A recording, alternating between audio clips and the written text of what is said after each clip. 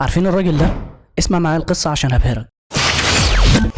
في يوم من الايام نادي الزمالك كان بيلعب النجم الساحلي. الماتش ده كان ذهاب وعوده. الماتش الاول كان في تونس وفريق الزمالك اتهزم 5-1. المباراه ليها عوده وفريق الزمالك محتاج 4-0 عشان يتاهل.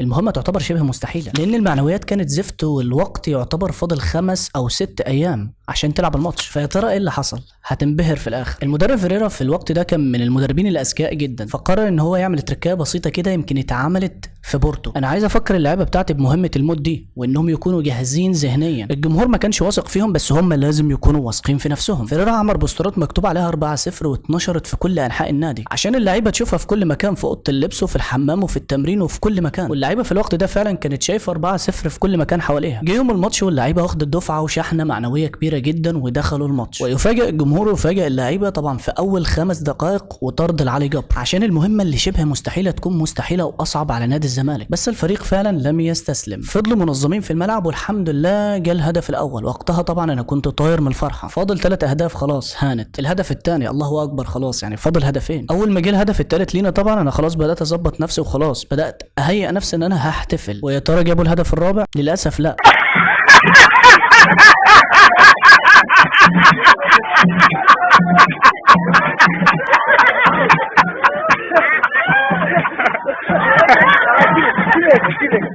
لا بس بجد الماتش ده كان عظمه، بس هي الظروف اللي ما خدمتش نادي الزمالك. فده يعتبر من الماتشات اللي انا كنت راضي عنها وانا بتفرج على نادي الزمالك. متنساش تتابعني عشان ما يفوتكش ضحك كتير.